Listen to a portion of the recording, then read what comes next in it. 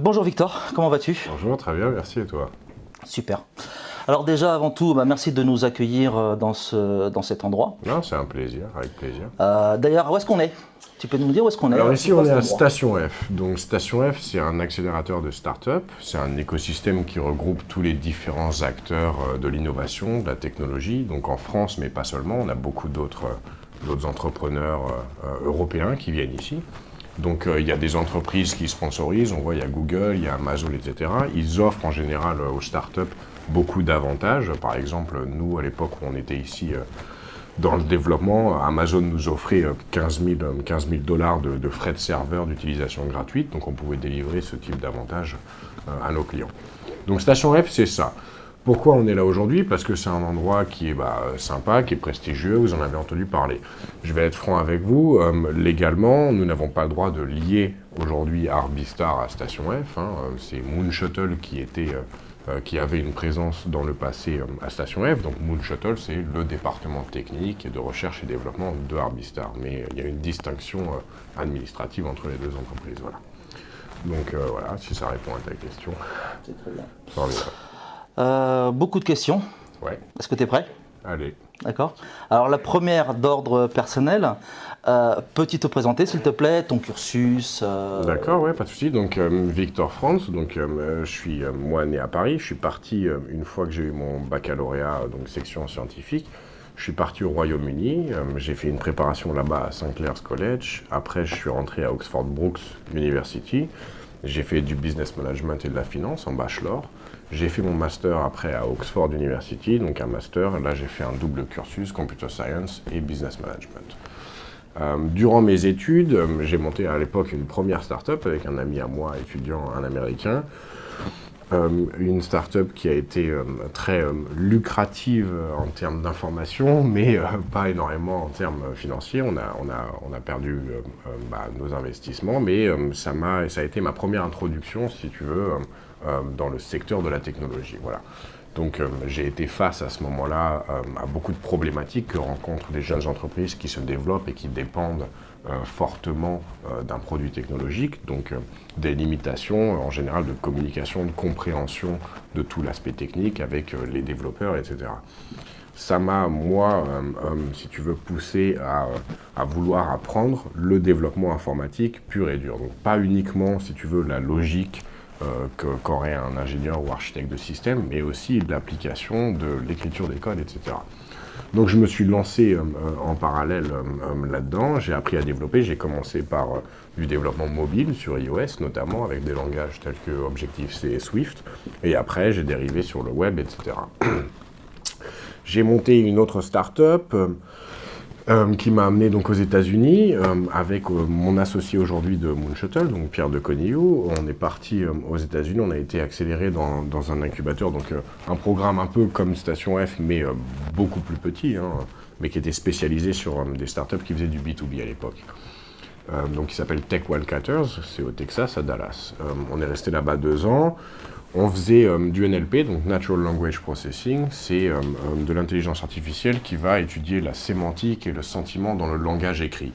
Donc ça va étudier la coordination des mots, la grammaire, etc., le contexte, pour pouvoir en déduire si une phrase a un sentiment positif, négatif, et comprendre un petit peu... Donc, Complètement dans l'IA, quoi. Voilà, exactement.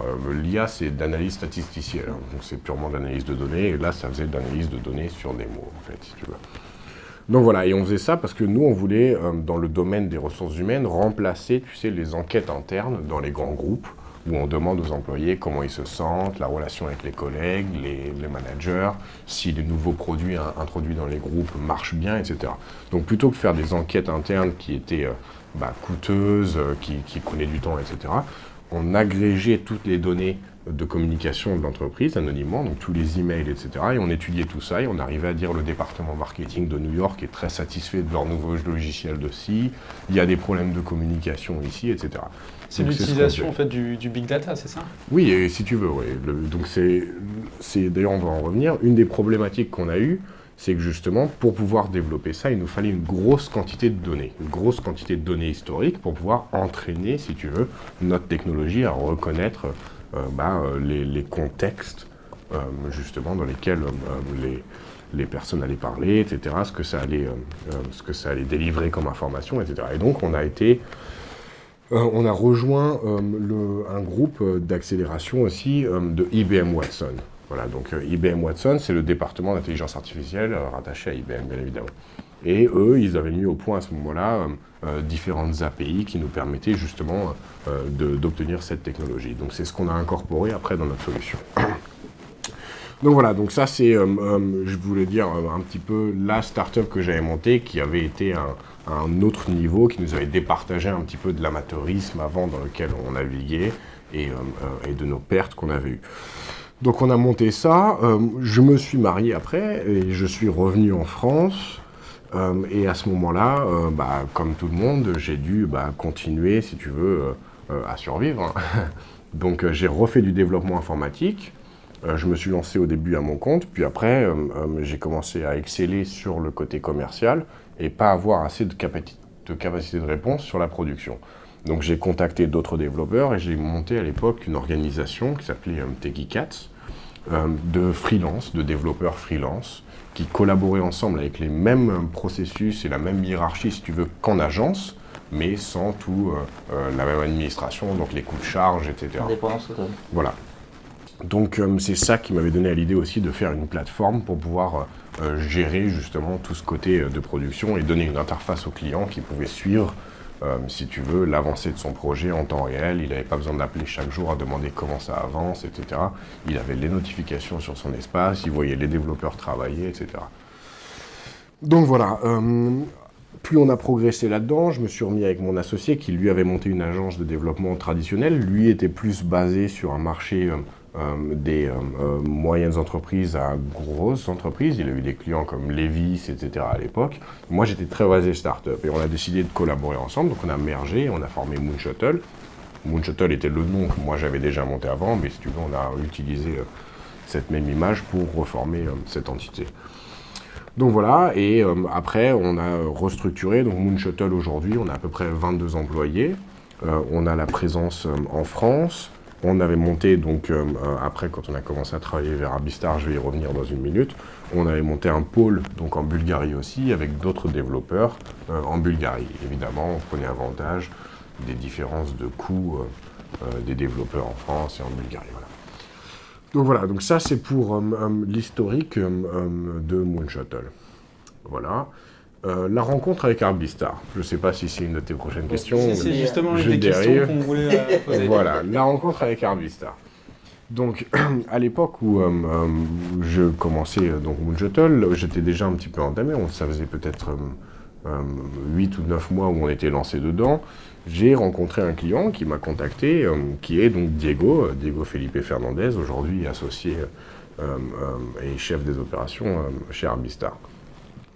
Diego m'avait contacté à l'époque, il voulait développer une plateforme de poker en ligne. Donc on a commencé à collaborer dessus, et Diego est quelqu'un qui a énormément d'idées, qui est très intéressé par beaucoup de domaines, etc. Donc on a commencé à beaucoup entretenir ensemble et à discuter, et on a lié des liens d'amitié. Voilà. Donc Diego et moi, on se contactait beaucoup sur le développement de ce projet, mais pas que. Et à un moment, Diego m'a contacté et m'a parlé d'une de ses idées, donc qu'il avait rencontré une entreprise allemande, qui faisait des signaux d'arbitrage. Donc l'arbitrage dans le secteur de la crypto-monnaie. Donc c'est une solution qui se branche sur différentes places de marché, différents exchanges, comme on les appelle, et va analyser les cours, donc les prix de vente et d'achat d'une même commodité, donc d'une même monnaie, sur les différents marchés. Donc en fonction de la localisation géographique, en fonction de certaines régulations, en fonction du nombre d'utilisateurs, les prix vont avoir une certaine volatilité différente, vont changer à une rapidité différente. Cette différence de prix va créer des opportunités si on fait un achat et une vente simultanés. Donc si le prix de vente est moins élevé que le prix d'achat sur un autre exchange, évidemment, l'achat et la vente simultanée va résulter en une marge de profit. Voilà. Donc lui, il voulait faire des signaux là-dessus. moi, très basé sur le développement d'applications, j'ai proposé donc d'en faire une application, un robot si on peut dire, mais une application qui va prendre avantage de ces signaux automatiquement. Donc plus que des signaux, pour pouvoir avoir un avantage compétitif avec donc, les Allemands qui eux donnaient des signaux, on s'est dit développons une solution automatique qui puisse acheter, vendre simultanément et donc prendre avantage de ces opportunités et faire du profit. Et donc c'est la décision qu'on a prise. On a commencé à se lancer dedans, au début d'une façon un petit peu plus amatrice que d'autres. Donc on a navigué, on a rencontré pas mal de problématiques, pas mal de challenges, on a beaucoup appris donc, de ce marché-là. Hein. Je vais vous avouer que moi à l'époque, sur le côté technique, je commençais à maîtriser la blockchain, mais j'étais pas du tout axé sur tout l'aspect trading, etc. Donc on a beaucoup appris. Lui connaissait un peu mieux que moi, mais néanmoins, n'étions pas des experts per se. Vous êtes complétés, quoi. Voilà, exactement. Ouais. Et on a beaucoup appris, voilà. Donc on a développé cette solution, on a commencé à la distribuer, et voilà comment a commencé Arbistar. À l'époque, c'était juste Arbistar, hein, c'était pas 1.0 ou quoi. Hein. Donc voilà comment a commencé Arbistar. Donc Arbistar, le nom, arbitrage, Arbi et Star, bon, on va faire briller l'arbitrage. D'accord. Voilà. Alors, c'est justement, moi, ça m'a intrigué parce que on parle d'Arbistar 2.0, et j'ai vu que justement la marque a été déposée. Alors, c'était quoi cette Arbistar? Pourquoi c'est devenu ce 2.0? Alors ouais, c'est amusant. Alors ça, c'est une idée de Santi, donc notre CEO aujourd'hui. C'est une idée pour vraiment marquer le remodèlement, la restructuration interne et du produit aussi de Arbistar. Donc quand on a commencé au début, nous étions 4 à l'époque, Diego Felipe et 2 autres Espagnols, je ne vais pas les citer, mais c'est visible en ligne, etc. Je pense qu'il y a certaines informations qui les livrent. Donc au début, on travaillait à 4. Pas de raison particulière, mais quelques conflits au sein de l'équipe, on ne s'entendait pas forcément sur certains points, etc., etc. Donc Santi, qui à l'époque faisait de la distribution du robot, travaillait excellemment bien, nous donnait beaucoup d'idées, etc.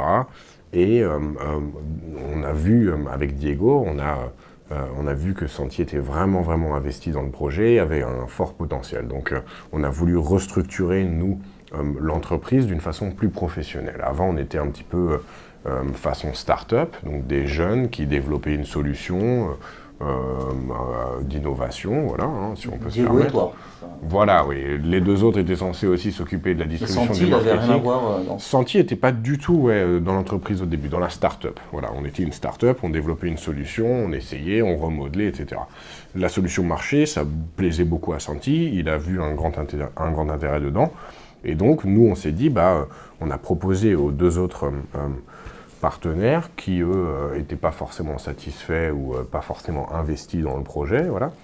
On a proposé de leur racheter leur part et donc de donner ces parts à Santi pour que Santi revienne, prenne la direction de l'entreprise et transforme une start-up en une vraie entreprise. Voilà, donc passer à un autre niveau. Donc c'est ce qui s'est passé et il a voulu donc faire le rebranding de la marque pour marquer que voilà, c'est nouveau, c'est Arbistar 2.0, plus performant, plus professionnel, plus ci, plus ça. Voilà, après ça c'est l'aspect marketing. Il y a quand même quelque chose d'intéressant dans ce que tu dis. Santi, qui est le CEO actuel, au départ c'était juste un client qui a adoré votre produit. Tout à fait, exactement. Il vous a contacté et au fur et à mesure des discussions, de l'évolution. Alors, il a été plus malin que ça. Il ne nous a pas vraiment contacté, mais il nous a apporté beaucoup d'idées, il nous a apporté beaucoup de solutions, etc. Donc c'est nous qui lui avons fait la proposition, si tu veux. On a vraiment senti qu'il était extrêmement motivé, impliqué dans le projet et qu'il pouvait vraiment nous je trouve ça génial que faire ça. Un client, au fur et à mesure, en fait, vienne à s'investir dans le projet, à s'approprier le projet, et c'est vous qui, au final, le décarcassez. Lui, si tu veux, lui a vraiment énormément d'expérience sur la distribution. Tu vois, c'est quelqu'un qui a 30 ans d'expérience dans la distribution, qui sait apparemment reconnaître un produit, apparemment qui peut se vendre facilement, etc. Nous, on n'avait pas du tout cette force de frappe, tu vois, on n'avait pas du tout le potentiel de distribuer le produit autant que ça. On mettait en place une stratégie marketing un petit peu traditionnelle, etc. Et on n'aurait pas imaginé, si tu veux, pouvoir ouvrir autant de canaux de distribution. Donc c'est lui qui nous a apporté tout ce potentiel-là. En plus de nous apporter d'autres solutions et de savoir un petit peu nous guider dans les opérations au jour le jour et sur la vision long terme. Nous, on est vraiment focalisé produit, si tu veux, avec Diego. Donc bien sûr, on discute sur d'autres aspects, d'autres départements, mais on est vraiment focalisé produit. Moi, j'aime bien, tu sais, rester dans mon cadre, je m'occupe pas trop de ce qu'il y a à côté et ils viennent pas me faire chier chez moi non plus, tu vois. Je suis avec mes mecs, on fait les codes, tu sais, on a assez de boulot, tu vois. Le côté geek, justement. Voilà, tu sais, on aime bien, on se fait confiance les uns les autres. C'est ça qui est le plus important aujourd'hui. C'est la problématique qu'on avait eue avec l'équipe principale, au début. Mais maintenant, j'ai une confiance à 100% dans les partenaires, dans leurs décisions, etc. Donc, j'ai pas besoin d'être au courant de tout et vice-versa, tu vois. Donc voilà. J'ai une question. Quels sont les produits et services que propose aujourd'hui l'entreprise et toi ton rôle dans ces projets? D'accord. Alors aujourd'hui, principalement, on utilise le premier robot, donc que vous caractérisez d'Arbistar 1.0, pour le Community Bot. Donc le Community Bot, c'est une solution qui permet, si tu veux, une des problématiques qu'on avait eues dans le lancement du premier robot, c'est que c'était difficile. C'était difficile de synchroniser les exchanges, c'était difficile de gérer un petit peu l'aspect technique du robot. Donc on a eu beaucoup de clients qui disaient qu'ils n'arrivaient pas après à revendre la solution parce que beaucoup de gens n'étaient pas capables, si tu veux, de s'occuper, de faire l'installation. À la base, c'était un robot qui s'installait, tu sais, sur un serveur VPS indépendant, etc. Il fallait l'installer, il fallait synchroniser les exchanges, il fallait faire tout ça. Et on a eu beaucoup de retours clients qui nous disaient que c'était très difficile, donc on pouvait garder cette option pour les traders un peu plus expérimentés, mais qu'il fallait faire une solution, si tu veux, un peu plus communautaire, où les gens pouvaient investir dans un robot et sans s'embêter, quoi, si je peux me permettre.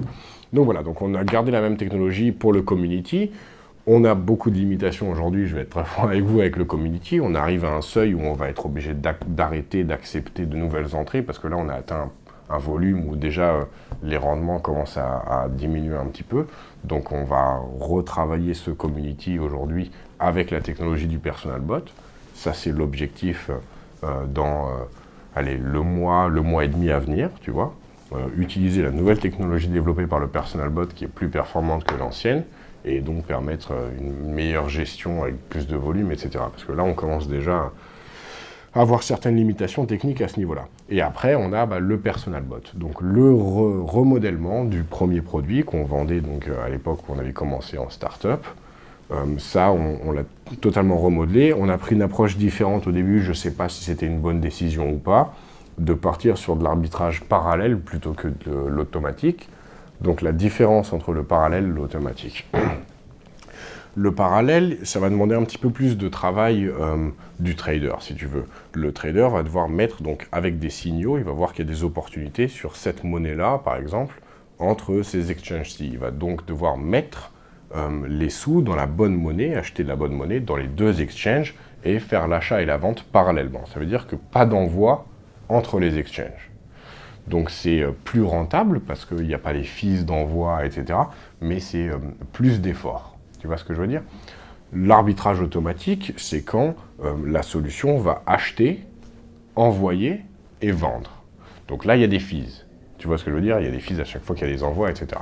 Donc ça, c'est la différence. C'est plus facile parce que là, les gens, ils ont besoin de rien faire, mais c'est un petit peu moins rentable. Mais bon, voilà. On avait décidé de commencer par l'arbitrage parallèle parce qu'on trouvait ça génial, nous, c'était plus rentable, on pouvait optimiser les rendements, etc. Mais encore une fois, on se rend compte que beaucoup d'utilisateurs préfèrent la simplicité et nous disent que c'est mieux l'automatique, on n'a rien à faire, quitte à payer des fees, etc. Donc là, on rajoute l'extension automatique. D'ailleurs, je crois qu'on commence les tests aujourd'hui ou demain. Donc après, quand je retournerai au bureau, il va falloir que je vois ça. Il y a du boulot qui t'attend. Voilà, exactement, ouais.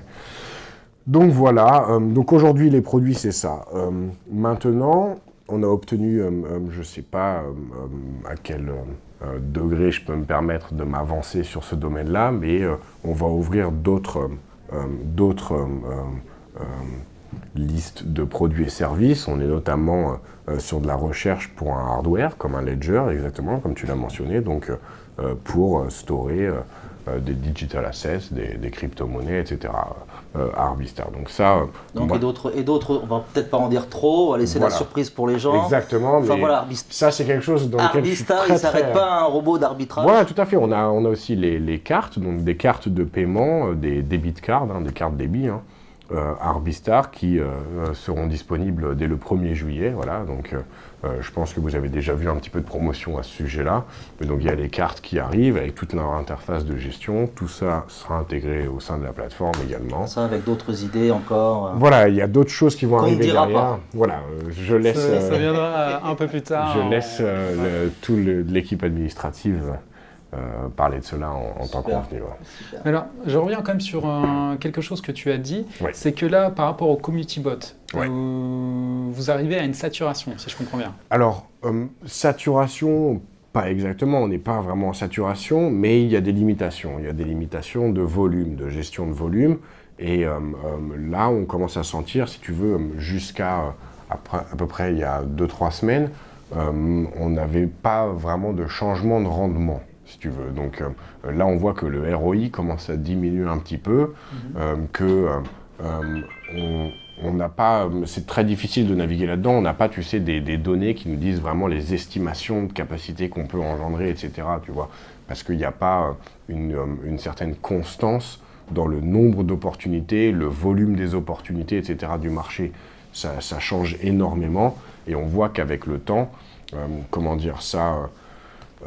il y en a un petit peu de moins en moins, il y a de plus en plus de régulation, il y a beaucoup de monnaies maintenant qui forcent les smart contracts, donc qui limitent les transactions sur certains exchanges. Il y a la problématique que je t'ai exposée tout à l'heure avec certains signaux qui ne sont pas saisissables en réel mais qui le sont en démo, donc ces signaux qui sont créés par un exchange qui va bloquer la transaction d'une certaine monnaie à un certain moment, donc le prix ne va pas changer, mais le prix va évoluer sur d'autres exchanges. Et là, on va voir que ça va créer des signaux avec un pourcentage très très élevé pour l'opportunité, mais en réalité, ceci n'est pas saisissable. Donc c'est difficile de vraiment établir, tu sais, une estimation où on peut savoir, on va faire rentrer tant de volume et on pourra le gérer. Tu vois, donc on préfère, tu sais, faire petit à petit, bloquer à un moment, évaluer, rouvrir si besoin ou pas, tu vois, voir un petit peu ces aspects-là. Donc encore une fois, je ne m'avance pas sur le sujet, je laisserai l'équipe commerciale, marketing ou je ne sais pas qui, administrative, donner des informations là-dessus. Moi, je te présente les problématiques techniques qu'on rencontre, les solutions qu'on cherche, etc. Voilà. De toute façon, vous travaillez dessus, comme tu m'as dit tout à l'heure. C'est notre activité, oui. Tout à fait. Ouais. D'accord. Adaptation, tout le temps en train de vous adapter. Toujours. C'est beaucoup de recherche, ouais. Super. Combien de temps il vous a fallu pour créer ce soft? Alors, combien de personnes le premier, on l'a fait en à peu près 2 mois et demi. La première version, donc extrêmement limitée. Il y avait 4 personnes qui étaient dessus, en plus des intervenants comme nous, si tu veux, qui mettons un peu de logique, un peu de travail par-ci par-là, mais 4 personnes qui étaient au développement. J'étais pas moi sur le développement personnellement à ce moment-là. Je le supervisais, je le dirigeais, mais c'est pas moi qui développais. Donc la première solution qui était basique, donc comme je te disais, le bot fonctionnait bien, hein, nos premiers clients peuvent en attester, mais ça prenait ordre par ordre, donc c'était des petites transactions, tu vois, ça veut dire que s'il y a une personne qui va mettre tant de volume, ça ne va pas jongler avec la personne suivante qui a un ordre derrière, donc ça ne peut pas avoir énormément de volume si tu veux dans les opportunités, donc ça faisait beaucoup de transactions mais des petites. Et la deuxième problématique qu'on avait avec le robot, le premier robot, bah, c'est ce que je t'ai expliqué aussi. On avait des petites failles de sécurité. On a été hacké, hein, je vais être franc avec vous. On a immédiatement, bien sûr, résolu la problématique. On a avancé, etc. Et ça nous a appris beaucoup après pour comment remodeler notre solution suivante. Mais donc voilà, au début, 2 mois et demi pour sortir une première version, comme un MVP si tu veux, c'était une version évolutive, hein, donc on progressait encore après sur l'année durant laquelle on a travaillé dessus, c'était une année de développement, tu vois, c'était en constante évolution. D'ailleurs, si on s'est si on a fidélisé justement beaucoup de nos clients, c'est parce qu'on était proche d'eux au sens où ils nous disaient quoi faire. Tu vois, ils nous disaient dans le robot je voudrais bien ça, dans le robot je voudrais ci. Donc on remodelait vraiment le premier robot avec eux. Et c'est là où en plus on en a déduit que tu vois, il fallait qu'on restructure un peu le tout, le faire plus performant. À la base, il y avait des limitations sur le nombre d'opportunités qui étaient saisissables sur les différents robots. Les gens voulaient vraiment un robot illimité qui puisse saisir autant que possible. Donc voilà, on a pris tous ces paramètres en compte. Et au moment où on a fait la transition Arbistar à Arbistar 2.0, ça a été très décisif sur comment reconstruire la solution. Tu vois. Tu as parlé de hacking. Ça, c'est très important, la sécurité. On l'a vu il n'y a pas un bon temps encore avec Binance, qui s'est fait hacker. Je vais vous dire quelque chose, hein, les gars. Rien n'est impénétrable. Rien n'est impénétrable. Ça, c'est ce que quelqu'un encore m'a dit il n'y a pas longtemps quand je parlais de Bitcoin. Il me dit « Ah, mais c'est pas le truc qui est dangereux ou qui n'est pas sécurisé. » Je lui dis « Quand tu fais une transaction en ligne avec ta carte bancaire ou quoi que ce soit, les cartes qui sont... » C'est parmi les choses les plus sécurisées. Hein. Honnêtement, je vais te le dire. C'est juste que, comme c'est de l'argent, c'est très ciblé. Voilà. Rien n'est impénétrable, hein. L'Élysée n'est pas impénétrable, la NASA, la CIA, rien n'est impénétrable, d'accord ? Mais il y a des différents degrés de difficulté, voilà. Je vais vous dire, 98% des hacks se font via du social engineering, ça veut dire que ça se fait via l'utilisateur. C'est du phishing, c'est des techniques où on va rentrer dans le système via un compte utilisateur. Tu vois ce que je veux dire ? C'est le plus facile. C'est très difficile de pénétrer un système. Nous, c'est vraiment très difficile de pénétrer nos systèmes de serveurs, etc. On a du load balancing, on a Cloudflare, mais j'ai même des données, si vous voulez, on se fait hacker tous les jours. Hein. Tous les jours, il y a des tentatives de hack, bien sûr. On a énormément de DDoS, on en a eu là de l'Indonésie, etc. et de l'Ukraine il n'y a pas longtemps, mais si tu veux, on a eu peut-être 2 500 000 connexions simultanées, tu vois. De quoi faire craquer. Voilà. Mais donc on a... non, vraiment, on a des solutions en place. Là, le système n'a jamais été pénétré et dans tous les cas, on n'a aucune donnée, si tu veux, confidentielle qui mettrait en danger vraiment les sous des gens. Parce que les sous sont transférés à des wallets, ces wallets ne sont pas hébergés sur les serveurs, etc. Il n'y a rien dedans. Donc quand on a eu des gens qui ont été sujets à des attaques via du phishing, tu sais, ils reçoivent un email avec un domaine un peu... Comme ça se fait beaucoup. Ouais. Voilà, et on leur dit votre mot de passe a expiré dans Arbistar, il faut que vous resetiez votre mot de passe ici. Et on leur donne 2 petits cadrans, et hop, et derrière, ils récoltent les informations, tu vois. Après, ils se connectent. Donc eux, en général, ce qu'ils font, les coups qu'on a rencontrés, c'est les gens vont changer les wallets, tu vois. Donc ça veut dire que toi, tu crées ton profil, et tu mets un wallet, et le hacker, quand il pénètre, après, il va changer le wallet. Aujourd'hui, c'est plus possible, ça, tu vois. Aujourd'hui, tu l'as déjà dès l'inscription, on a vu ça. Voilà, il y a le 2FA dans tous les cas. Donc ça, c'est vachement bien comme sécurité. Il faudra aussi hacker le 2FA. Encore une fois, c'est faisable, tu vois, mais bon... Tout est faisable, mais là, il faut pousser. Il faut pousser encore. On a en plus une validation par email qui est envoyée, etc. Donc voilà, on met en place vraiment les standards et plus. Tu vois ce que je veux dire à ce niveau-là. Donc encore une fois, rien n'est impénétrable, mais disons qu'on prend vraiment les mesures qu'il faut, et la sécurité, c'est une priorité. Voilà, c'est l'image, la crédibilité, bien sûr, de nos systèmes, de nous en tant que techniciens aussi. Donc on ne le prend pas à la légère. Jusqu'à aujourd'hui, on a démontré cette crédibilité, et ça continuera encore. On y met les investissements humains et financiers qu'il faut, si tu veux, voilà. D'accord, ok, génial. Avant de lancer le robot, il a été testé combien de temps ? Alors, pas assez. Je vais être franc avec vous, donc comme je t'ai raconté tout à l'heure, comme on avait lancé le premier robot, on avait tous les clients du premier robot qui étaient en attente, tu vois. Donc ces clients avaient acheté le robot, étaient satisfaits à ce moment-là, mais encore une fois, quand on a fait toute la restructuration de l'entreprise, du robot, etc., on avait ces clients en attente. Donc dès qu'on a eu le MVP, Tu vois, alors que normalement, il faut des vraies phases alpha testing, bêta testing. Tu vois, le debugging, ça prend du temps parce que tu as du debugging technique. Et mais tu parles chinois, là, pour la plupart des gens, tu es au courant. Non, ça va. Bon, bah, Déjà tout à l'heure, même par exemple les petits termes de trading, de feed, de machin, je pense qu'il y a des gens qui seront un peu largués, mais c'est pas grave. Vas-y, continue. On sait que tu maîtrises le truc. Mais donc, si tu veux, parce que tu vas avoir du debugging technique, donc il y a des bugs, des problèmes, on résout, mais tu as aussi le comportement de l'application dans le marché, tu vois. Et ça, tu peux pas le savoir une fois que c'est lancé, une fois que ça évolue, il va y avoir des scénarios qui sont difficiles de prédire, tu vois, avant. Je prends un exemple tout con, hein, mais regarde ce qui se passe avec le Brexit. Le Brexit, pour tous les traders qui sont dans le Forex, des trucs comme ça, c'est un scénario qui a été jamais vu dans l'histoire, tu vois. Donc c'est la même chose en technique. Quand tu lances un nouveau produit comme ça, tu ne sais pas comment il va se comporter en fonction de certaines réactions des différents parties tiers que tu utilises, donc les exchanges, etc., tu vois. Donc voilà, donc si tu veux, il y a du debugging technique et du debugging du comportement de l'application dans le marché, tu vois. Donc normalement, selon les normes, il n'a pas été testé assez, mais on continue à le faire, c'est pour ça qu'on est toujours dedans. Hein. Mais dès qu'on a eu le MVP, que la solution commençait à marcher, tu sais, on voulait adoucir un petit peu le sentiment des clients, tu vois. On parle du personnel, là. Oui, tout à fait, oui. Comme les clients avaient acheté une première version du bot il y a quelques mois, ils étaient en attente, on voulait leur montrer que bon, bah, c'est là, ça arrive, ça fonctionne, donc on leur montre, il y en a quelques-uns qui ont réussi à le faire, ça faisait des trucs, après ils ont eu des bugs, etc. On révise, tu vois, on a avancé un peu comme ça. Donc de façon traditionnelle, Apple ferait pas la même chose, tu vois.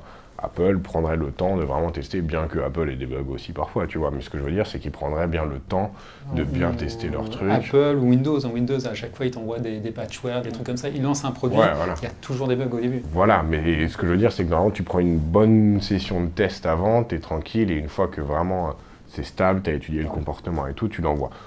On l'a envoyé un peu tôt, nous, parce qu'on voulait montrer aux clients que voilà, c'était là, tu sais, pour essayer qu'ils ne soient pas trop impatients. Donc voilà. De toute façon, c'est ce qu'il faut. Hein. Même les startups, quand elles lancent des produits, il faut d'abord lancer des produits, avoir des retours. C'est extrêmement important. Tout à fait, bien sûr. Ouais, tout à fait, je suis d'accord là-dessus. Ouais. Bon, de toute façon, tu as déjà répondu à la question suivante qui était concernant les mises à jour. Enfin, bon, voilà, vous êtes tout le temps dedans. Oui, ça, c'est en continu. Ouais. C'est en continu. Encore une fois, l'API, la dernière fois, on était sur Bitso. L'API de Bitso a été mise à jour. Donc, ça veut dire qu'ils changent la façon de communiquer avec leur système, tu vois, donc de récupérer certaines données, etc. Donc il faut qu'on mette à jour, bien sûr, aussi les requêtes dans notre système à ce moment-là. Donc il y a toujours du boulot. Voilà. Super. Alors là, Victor, on a parlé beaucoup de techniques, du robot, des trucs comme ça. Je pense qu'on a un petit peu fait le tour. Mais justement, par rapport à l'entreprise en elle-même, est-ce que tu peux nous dire un petit peu justement sa stratégie, mais aussi pourquoi la domiciliation, au départ elle était en Bulgarie je crois, puis elle est venue en Espagne, ce genre de choses? Donc alors, je vais commencer par la domiciliation. Donc au début, quand on a commencé, donc j'étais avec Diego, les deux autres, mais on n'en parle plus.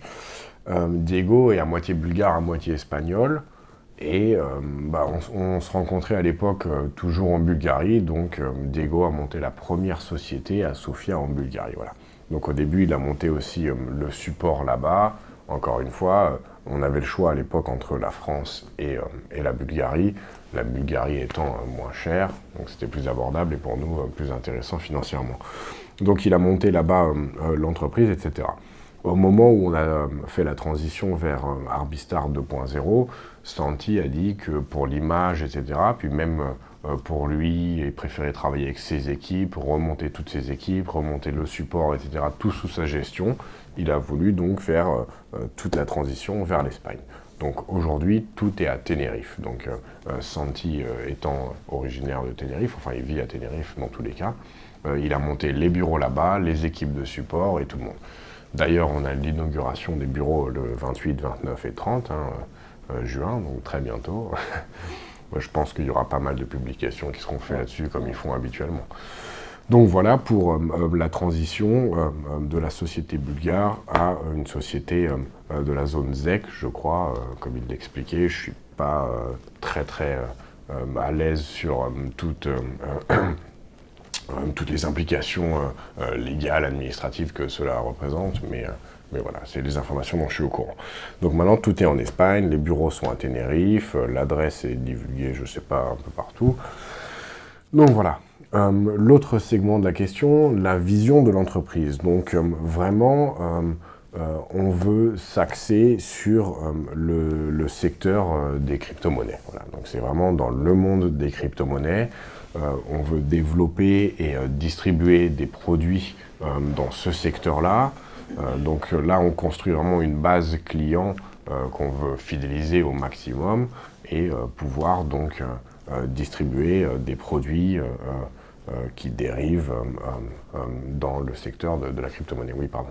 Une question, Tenerife, Ouais. comme on va dire Malte. Est-ce que Tenerife est aussi crypto-friendly que Malte ou comment il se place Tenerife? Je ne suis pas au courant du tout, je sais juste que Tenerife est sous la législation de Bruxelles, donc de l'Union européenne. Hein. Donc c'est pas du tout comme Malte ou des localisations offshore, où c'est un petit peu... Malte qui reste l'Europe quand même. D'accord. Ouais, mais Malte, c'est borderline. Ils ont un statut un peu particulier quand même. Malte, Tenerife, c'est pas du tout dans cet esprit-là. Hein. Après, je pourrais pas te dire exactement, vraiment au niveau légal, quel est le sentiment de Tenerife vis-à-vis de la crypto-monnaie et la lumière fut. Vis-à-vis de la crypto-monnaie, etc. Je ne suis pas au courant, mais j'imagine que Santi a fait sa due diligence là-dessus, ses recherches. Il avait fait un reportage justement. Probablement. Là. Avec tous les agréments, que tout était, voilà. tout était OK. D'accord. Donc voilà ce niveau-là. Donc pour la vision de l'entreprise, vraiment, donc c'est ouvrir un portfolio de produits qui sont adjacents ou non au personal bot et à ce type de produits de trading dans la sphère de la crypto-monnaie, mais aussi donc des produits, comme je l'ai mentionné tout à l'heure, des ledgers, des cartes de paiement, etc. Donc toujours sous le pôle crypto-monnaie dans cet esprit-là. D'accord. Alors, la question que je me posais, c'est parce que là, on sait qu'il y a des sociétés qui lancent leurs cartes justement de monnaie, comme ça, de crypto. Ouais. On connaît surtout Wirex. Ouais. Là, il y a Coinbase qui va s'y mettre. Ouais. Et du coup, on peut se demander quel est l'avantage d'utiliser la carte Alors, je pense que vraiment, à ces niveaux-là, les avantages, c'est vraiment au niveau des fees. Hein, donc, les fees, les commissions, hein, bien sûr, que l'acteur prend. Donc, au niveau des fees, après, au niveau de la gestion, donc au niveau des limites, au niveau d'une gestion plus ou moins personnelle, celle de Wirex, je vais être franc avec vous, est très bien faite. Hein. La gestion de la carte Wirex est très très bien. Coinbase, je ne peux pas encore savoir. J'en avais essayé 2-3 autres qui étaient bien moins flexibles que Wirex. Wirex, après, eux, ils sont chiants sur sur ces histoires de, de quantité de management, surveillance, etc. Ils sont très très méticuleux là-dessus. Bien sûr qu'on a des obligations légales, comme je l'ai mentionné tout à l'heure avec le KYC. On ne peut pas faire des cartes qui sont anonymes, c'est illégal de faire ça. Donc on ne pourra pas se permettre de faire des choses comme ça. Bien sûr qu'il y a aussi des obligations d'un certain contrôle des flux financiers avec des limites. On ne peut pas se permettre de permettre aux gens de dépenser des milliers et des milliers sans justifier à un certain moment d'où proviennent les fonds, etc. Donc on a des obligations légales, comme n'importe quelle entreprise dans le marché. Mais après, comment on se positionne? On va se positionner à, bien sûr que nos clients fidélisés à Arbistar, qui prendront avantage de nos différents produits, auront des solutions qui seront moins onéreuses que des alternatives externes. Donc c'est certain qu'ils bénéficieront de commissions réduites et ce type de choses-là. Et est-ce que tu sais s'il y aura aussi donc un plan de commissionnement, un plan de network, non? Alors, j'imagine, mais je suis... Tu n'es pas au courant, voilà. Ouais, non, je ne pourrais pas me permettre de donner une réponse à 100%, mais j'imagine que c'est toujours... Ça reste dans le même esprit dans le programme d'affiliation. Donc, ils trouveront une astuce pour faire en sorte ça, c'est plus Santi. Voilà. Totalement. C'est à 100% Santi, c'est le département marketing. Mais j'imagine que oui, parce que un des aspects intéressants justement de Wirex, donc à première vue, c'est justement ces gains de Satoshi en fonction de l'utilisation de la carte. Donc plus on va utiliser la carte, plus on va gagner des Satoshi. Donc j'imagine qu'il y aura un système de redistribution justement des Satoshi gagnés via via le réseau d'affiliation. Il y aura peut-être un petit truc, Je ne suis pas au courant à 100%, mais j'imagine, ça me paraît logique, tu vois, qu'il y a un système comme ça. Ils le font, pourquoi pas. Ouais. Merci Victor Bah, de merci à vous, nous avoir accueillis à la station plaisir. F. Avec plaisir, c'est un endroit génial. Alors, donc encore une fois, on ne peut pas se permettre légalement de donner une attribution de présence avec Arbistar, mais nous sommes ici aujourd'hui, invités, c'est génial, un environnement. Oui, parce que du coup, Arbistar, on sait que les bureaux sont maintenant en Espagne, à Téméris. L'équipe technique, alors là tu ne nous l'avais pas dit devant la caméra, mais tu nous l'avais dit avant. Alors voilà, donc nous, Moon Shuttle, là où sont nos développeurs, donc c'est départagé en 2 bureaux. Le bureau principal à Paris, donc, est au 11 rue de Dourmel, donc c'est là où on est, on peut y passer comme vous voulez, il n'y a pas de problème. C'est là où est mon associé Pierre de Cogniou, qui est aussi le superviseur de la sécurité de Arbistar. Et après, on a une filiale en Bulgarie, toujours avec des développeurs qui sont là-bas. Donc les développeurs bulgares sont vraiment des exécutants, tous les architectes de systèmes, etc., les superviseurs les cerveaux sont ici. à Paris. Ce sont des cerveaux aussi, on ne va pas se permettre de les négliger ainsi, mais c'est des métiers un peu différents. Voilà, tout à fait. Ok, vous gardez une présence quand même dans la station F. Tu penses la garder longtemps ou Alors pas du tout. Nous vraiment, je vais être franc avec vous, station F, c'est quand Moon Shuttle a des clients ou des choses comme ça, ou recevoir des gens. C'est un espace qui est vraiment vraiment sympa, qui nous a offert beaucoup nous dans le passé. On est heureux de le présenter à de nouvelles personnes, de prendre avantage de leurs locaux, etc. Donc voilà, mais après, on ne peut pas se permettre d'avoir nos équipes en interne ici, de un, parce qu'il n'y a pas la place, ils ne donnent pas la place. C'était vraiment au début quand vous étiez au début, start-up. Exactement. Voilà.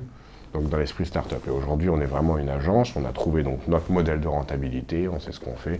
On développe même vraiment Moon Shuttle aujourd'hui, c'est le département de recherche et développement de Arbistar. Donc voilà, principalement. D'accord. Ok. Voilà. Écoute, merci Victor merci de nous avoir invités, d'avoir Avec répondu, d'avoir joué le jeu à ce question-réponse, à tout ça. C'est vraiment sympa et ça, je pense que nous, en tout cas, moi personnellement, j'en suis plutôt satisfait. Voir en plus qu'il y a vraiment, comment ça s'est développé, vraiment comprendre le projet, comment ça s'est monté petit à petit, le travail que vous avez fait dessus, la sécurisation que vous avez, la vision que vous en avez. Ça a été une aventure intéressante qui nous a appris beaucoup et on continue. Et on va dériver, donc, comme je l'ai dit, dans d'autres atmosphères dans lesquelles je n'ai pas travaillé personnellement dans le passé, comme le hardware, etc. Et je suis très, très excité à ce niveau-là, par exemple. Donc, c'est super. Ouais. Merci à vous. Génial. Merci Victor. Voilà les amis, j'espère que cette vidéo vous a plu, que vous avez retenu un maximum d'informations, que maintenant vous comprenez davantage le projet. Et justement, si celui-ci vous intéresse, je vous conseille justement de revenir vers la personne qui vous l'a présenté pour pouvoir justement venir avec nous dans cette belle aventure. Ah oui, important, j'oubliais, et c'est quelque chose sur lequel il faut toujours revenir. Je vais prendre ma petite note pour ça. Comme vous le savez toujours, n'investissez jamais plus d'argent que vous ne pouvez vous permettre de perdre. Ceci n'est pas un jeu ou un quelconque conseil d'investissement ou placement financier. Donc, pensez à vous, à votre famille, avant d'investir.